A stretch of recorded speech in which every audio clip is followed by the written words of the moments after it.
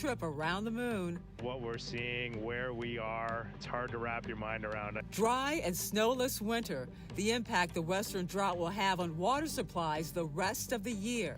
Normally we'd be standing right here if we had an average year. The physics of baseball, the critical role weather plays in our nation's pastime. A hot summer day could turn a fly ball into a home run. And pest control, what to do about those annoying mosquitoes. You could see up to 80 million mosquitoes with just an inch of rainfall. From our nation's capital, this is the National Weather Desk. Good morning and welcome to the National Weather Desk. I'm Angela Brown. The main event in the Artemis II mission to the moon takes place later today. That's when the crew of 4 astronauts flies around the lunar surface at 6:47 p.m. Eastern Time. The spacecraft will pass behind the moon, cutting off all communications for 20 minutes. They will then be farther away from the moon than any other humans in history. And speaking of our planet, over the weekend, NASA releasing these new images of the astronauts' view from Earth. You have Reed Binion has the latest developments. Hello, Reed, Victor, Christina, and Jeremy. This is Apollo 16 astronaut Charlie Duke. The crew of the Artemis II moon mission waking up on day 5 of their journey in the Orion capsule to a greeting from one of their famous lunar flight predecessors. John Young and I landed on the moon in 1972 in the lunar module we named Orion. I'm glad to see a different kind of Orion helping return humans to the moon. The Artemis II mission is now far closer to the moon than it is to Earth. The spacecraft has officially entered the lunar sphere of influence, where the pull of the moon's gravity is stronger than Earth's gravity. The crew will use that gravitational pull to slingshot Orion around the moon, setting the spacecraft on a course ultimately leading back to Earth. But before that journey home, the crew will start their historic lunar flyby and observation on day 6 of the journey, when Orion will make its closest approach to the moon and reach its maximum distance from Earth. This is what's going to guide the crew's observations during the flyby. And so what you see here is what the crew will be looking at for the entirety of the flyby. The mission set to carry the crew deeper into space than any human has ever traveled before, capturing spectacular images of the moon, including regions never seen directly by human eyes. I'm Reed Binion reporting. And so amazing, the Oklahoma City area is still cleaning up after 4 confirmed tornadoes struck the region Friday night. Those severe storms brought powerful winds and large hail to OKC. There was plenty of damage to trees, power lines, roofs, and sheds. One tornado damaged a building on the campus of Oklahoma City Community College. Those 4 twisters brings the total number of tornadoes in Oklahoma so far this year to 31. The state typically sees 59 over an entire year. Also on Friday, the supercell and tornado formed along a warm front in central Illinois. Storm chaser Britta Dare captured this video right here. He says he saw a strong rotation several times during the storm's live cycle. There are no reported injuries. And a brush fire is still burning in Southern California. It broke out on Sunday about 30 miles north of San Diego. It was so intense, it temporarily led to the evacuation of Cal State San Marcos, but that evacuation was later lifted. Firefighters say the fire has charred nearly 2 acres, but it is no longer spreading, and the fire is about 30% contained at this point. And California's snowpack could be the second lowest on record. State water officials say the March heat wave melted large amounts of snow months ahead of schedule. As Connor McGill reports, folks are hoping next season brings more snow. It's like I was just in Puerto Rico literally 2 days ago.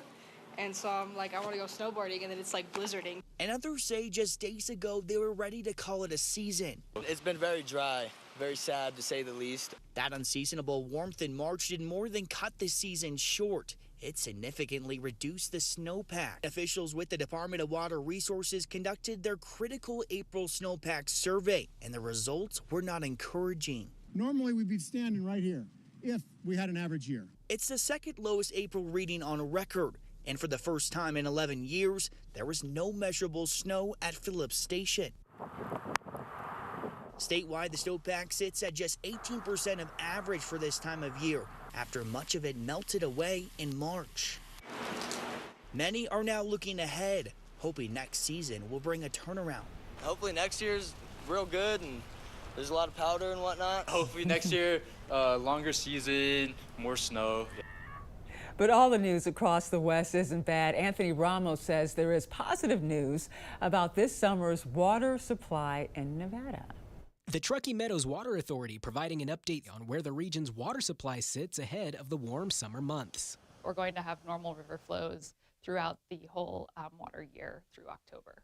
Some positive news given the recent below-average winter and warm March. We did have a low snowpack year. We're at about 21% of average for the Truckee River Basin. That 21% is the snow water equivalent, or the amount of liquid water melted down from the snowpack. It's a sharp change from the last 3 years, where the snow water equivalent was over 100% by April 1st. Senior hydrologist with Tumwa, Cara Streeland, says more water is yet to come. And we're currently at about 0.8 feet below that maximum level right now, and the lake is going to continue to fill during this spring season. Streeland says once the lake fills, there will be enough water to have normal river flows for at least 3 years. Tumwa also controls 6 upstream water storage reservoirs, which are sitting at 85% capacity. These reservoirs have only been used 6 times since 1990.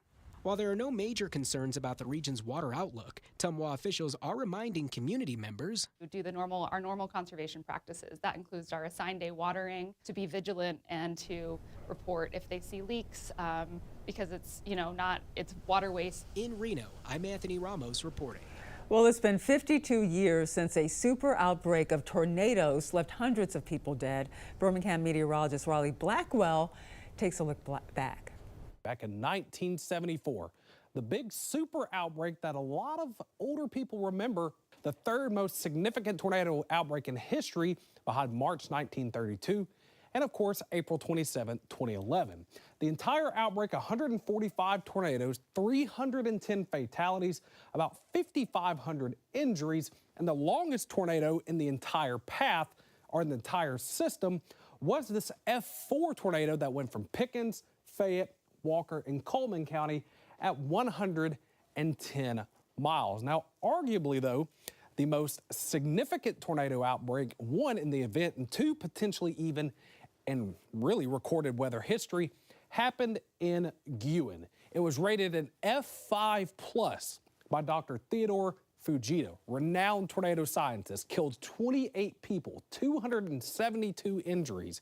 Now, estimates back in the day put the wind speeds at around 285 miles per hour. It destroyed 797 homes, with 191 of those being mobile homes. Now, Dr. Ted Fujita potentially wanted to upgrade this to an F6 tornado, but stuck to his rating at an EF5 plus. It also devastated the cities of Tanner and Harvest and further North Alabama.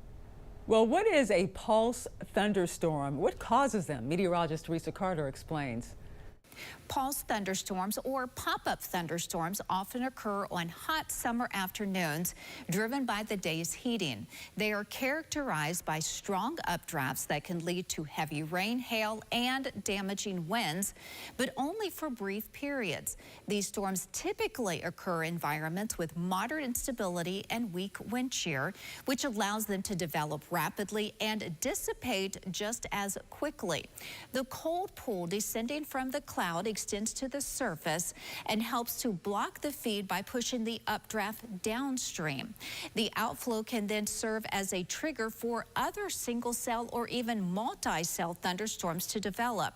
The outflow boundary is a lifting mechanism for updrafts because it can force more warm, humid air into the atmosphere. Although short-lived, the bursts of intense weather can lead to significant local impacts, making it essential to stay informed and prepared. Well, these Kelvin-Helmholtz clouds appear in San Antonio on Saturday. These are fairly rare clouds that typically last for just a minute or two. They form when there's a difference in the wind speed or direction between two currents in the atmosphere. And coming up on the National Weather Desk, how to control the mosquito population before it gets out of control, plus the very impactful connection between the weather and America's pastime.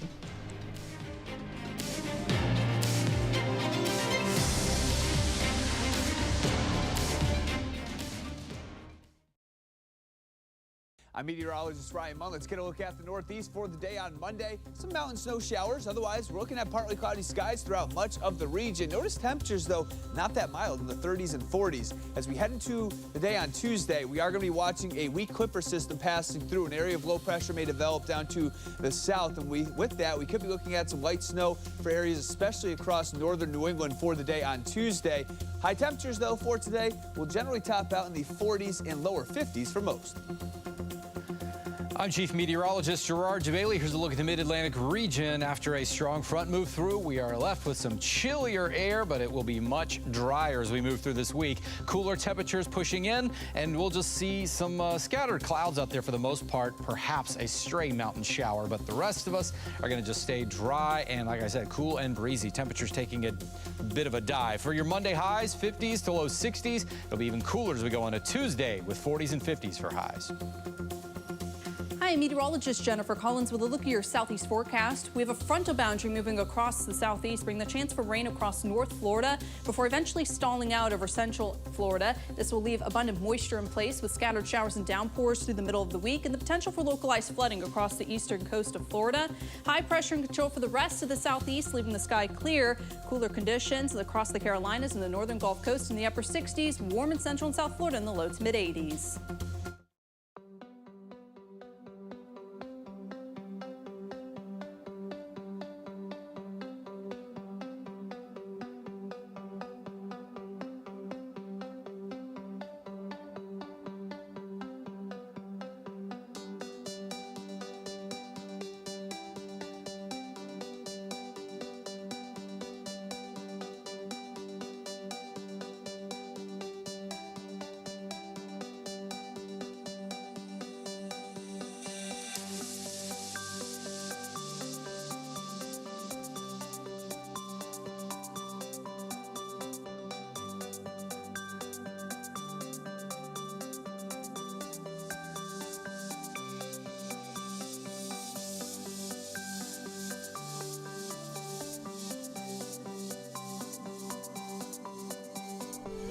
The National Weather Desk celebrates 250 years of amazing America.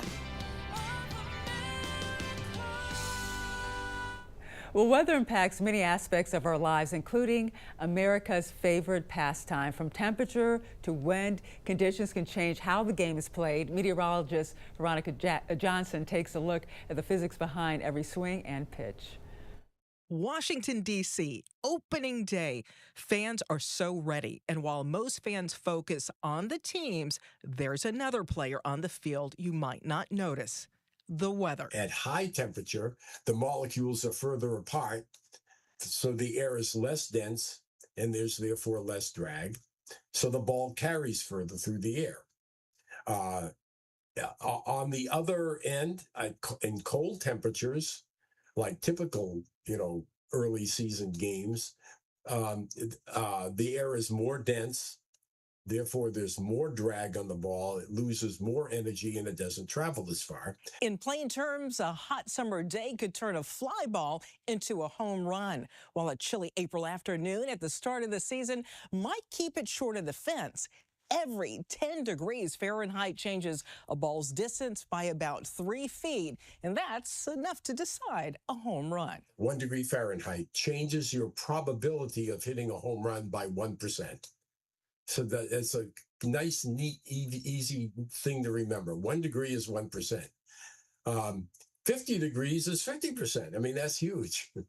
So, the temperature matters a lot. And it's not just the sun and heat. Elevation matters too. Denver's Coors Field sees balls travel 25 to 30 feet further than at sea level, making it a hitter's paradise. Less air density also means pitches break less, giving batters an edge. Here's a look at the stadiums that are a batter's dream based on elevation. Note, Cleveland's progressive feel is better for pitchers versus hitters. And at Nats Ballpark here in D.C., Professor Alan Nathan says the stadium has an average ball carry. Even stadium design and wind patterns matter. Open concourses, flags, and unpredictable gusts inside a ballpark can alter the game, sometimes turning a sure home run into a routine out. Hey, I've been to games in Chicago in April where I had my winter jacket on. It was so cold. And that was just a low scoring, hardly any runs were scored that game. I mean, the pitchers love it to the extent they can stay warm, but the hitters hate it. Climate Central says recent studies found that warming caused by our changing climate has added an average of 58 MLB home runs per year over the 2010-2019 period, about a 1% increase. The effect of warming on home runs could triple by the 2050s, adding 182 home runs annually. From air density to the stadium wind currents, science just isn't in the stats. It's in every pitch, every swing, and every soaring ball that might just clear the fence. I'm Chief Meteorologist Veronica Johnson, tracking the physics of baseball here in Washington, D.C. A group of scientists in South Carolina are working to keep the massive mosquito population under control. Quite the feat as the weather warms up. That's when millions of bugs start to emerge, and some of them can carry diseases that can make humans sick or worse. Cameron Lyons spoke with experts to find out what they are doing to keep those bugs at bay. Mosquitoes can breed in as little as a volume of water that's a bottle cap. They breed in any kind of standing water. Water. It's the first step for a mosquito. And even without rain in the low country, they're still laying eggs in both fresh and salt water. A lot of mosquitoes will lay their eggs and stuff above the water line, so that when that next heavy rain comes, all those eggs are going to flood, and within about a week, you're going to have all those mosquitoes flying around. Inside a lab in North Charleston, scientists like Pearson are tracking the millions of mosquitoes to ensure they don't spread deadly viruses. Charleston County has about, give or take, 60 species of mosquitoes. Of those, we care about controlling about maybe a dozen. These specific mosquitoes carry diseases like Triple E, West Nile virus, and dengue fever. If we didn't do our jobs, there would be a lot more mosquito-borne illness in Charleston. The county using trucks with specialized ULV machines spraying extremely fine droplets, rotating 4 non-lethal different chemical compounds to ensure the bugs do not adjust. We're applying about a teaspoon of product over a football field. And according to Pearson, the best way to protect yourself is by wearing long sleeves or getting an EPA-certified bug spray that contains either DEET, picaridin, or lemon eucalyptus. Pollen season is here and ready for action despite what your sinuses want. So how can you manage your symptoms? Meteorologist Ryan Munn spoke with experts and has some answers. This winter has certainly been colder than average with plenty of snow, but its impact on the allergy season is minimal. The actual winter itself does not affect sort of the pollination, but if the winter persists, if it remains cold, then that will put off the pollen season longer, and you'll have a shorter period that may be more intense. Nature offers colorful clues about which plants may make you sneeze. Flowering plants really don't rely on the wind for pollination. They rely on animals and insects to carry their pollen. That's why they have the flowers, to attract those things. But the pollinating trees, pollinating plants are those generally without flowers, without things to attract them. And there are a variety of treatments available. So you have a bunch of non-sedating antihistamines to choose from. Products like Zyrtec, Claritin, Allegra. Those can be taken intermittently if your allergies are mild, or you can take them daily if you're having more severe allergies. And then that could move you over to nasal steroid sprays too, and the nasal antihistamine sprays. And if over-the-counter options aren't working, he says it may be a good idea to seek an allergist. Severe weather will increase as the weather warms up. Meteorologist Eric Kostreva explains how wireless weather alerts can help keep you safe. As we get warmer here across the United States, severe weather is going to become more common, and there will be several ways that you may see an alert sent to your phone outside of the various weather apps that you may have that could alert you to other things. The three criteria is we're going to start with a tornado warning. That's always going to come to your phone, and you'll hear the tornado sirens, and you'll see that warning pop up on your screen, whatever you may be watching, and that's with radar indicated rotation or a tornado that is spotted. Then we go into a flash flood warning, which means significant impacts to life and property are possible, and they want to alert you as quickly as possible because that water can quickly rise as a result. And then a severe thunderstorm warning. There are different criteria to a severe thunderstorm warning. We have 60-mile-per-hour winds and small hail that would not alert you, but once you get up to 80-plus-mile-per-hour winds and the potential of baseball-sized hail or greater, you are going to get those weather alerts that are sent right to your phone, and they'll likely have that chime involved with them as well to really catch your attention. And as we go to break, a look at the spring blooms at Asheville's Biltmore Estate.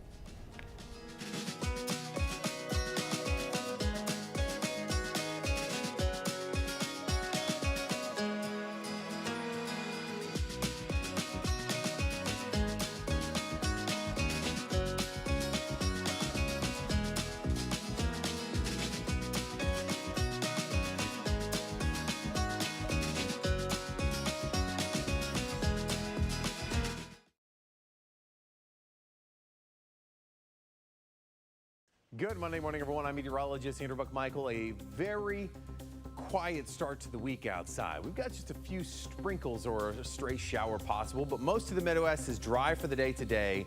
Chilly, especially there to the north. Tomorrow got a couple of showers sneaking their way across Iowa, northern Missouri, and then we got more showers as we head into Wednesday across the northern plains, but temperatures warming up a little bit more for us.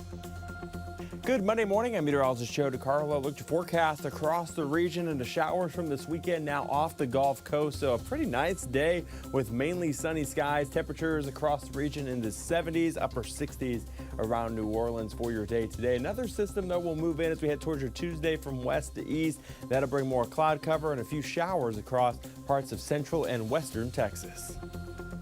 Good Monday morning, everybody. I'm meteorologist Stella Sun. High pressure will start to tone down, bring down those temperatures across the west coast. Meanwhile, windy conditions are expected through parts of Great Falls as well as in western Montana, with daytime highs hovering at 69 degrees through Missoula, low 70s from Denver through Albuquerque, hovering in the low 60s from San Francisco and Seattle, warming up to 68 degrees, middle 70s from Boise through Reno, Nevada.